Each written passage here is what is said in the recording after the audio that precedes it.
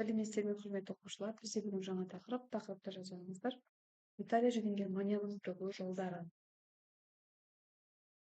19 ғасырда жалпы қандай жағдай болады? 19 ғасырда Еуропада ұлтшылдық күшейе бастайды.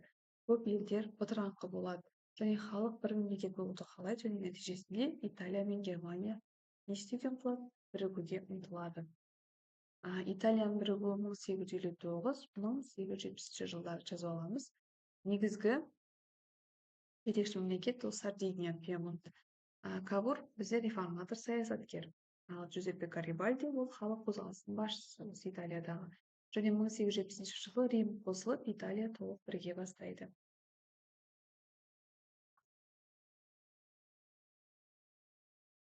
Қандай ұқсастықтар болды жазып аламыз. Екеуі де 19 ғасырда бірікті. Ұлтшылдық идеясы әсер етті бірігулеріне. Бірігу соғыс арқылы жүзеге асты және жетекші мемлекет Пьемонт пен Пруссия болды. Нәтижесінде ұлттық мемлекет құрылды. Ал Италияның бірігу ерекшелігі. Бірігу бірнеше күштің қатысуымен өтті. Гарибальди көтерілістер ұйымдастырды, Франция кейде көмек көрсетті және папа мемлекеті ұзақ уақыт қарсы болды. Рим 1870 жылы ғана қосылды. Ал Германияның қандай ерекшелігі болды? Бірігу тез әрі әскери жолмен өтті. Екіншіден, Бисмарк саясаты қан мен темір. Үшінші, соғыс арқылы бірікті, яғни Дания, Австрия, Франция және Руссия барлық аймақтарды өзінің бақылауында ұстады.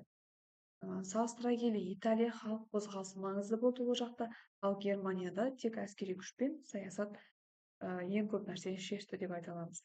Және Италияда бірігу ұзақ жүрді, ал Германияда бірігу тез болды. Енді қорытындылай келетін болсақ, қандай ұқсастық болды? Ұлтшылдық пен соғыс арқылы бірігу және айырмашылығы Италияда халық көтерілісі көп болды, Германияда Пруссия әскери күшпен біріктірді. Ал Германия ұйымдасқан түрде тез бірікті. Ал қандай тарихи маңызы бар? Еуропада күштердің теңдігі өзгерді, яғни Германия ең күшті мемлекеттердің біріне айналды сол кезде. Экономика жағынан, жалпы басқа жақтардан алып қарасақ, бұл оқиғалар 20 ғасырдағы қақтығыстарға әсер етті. Бұл сұрақтарды енді сіздер жазбаша орындайсыздар дәптерге. Италияның бірігуіне кімдер жетекшілік етті? Бисмарктың рөлі қандай болды? Ұқсастықтары неде және неліктен Германия тез бірікті? Назарларыңызға рахмет.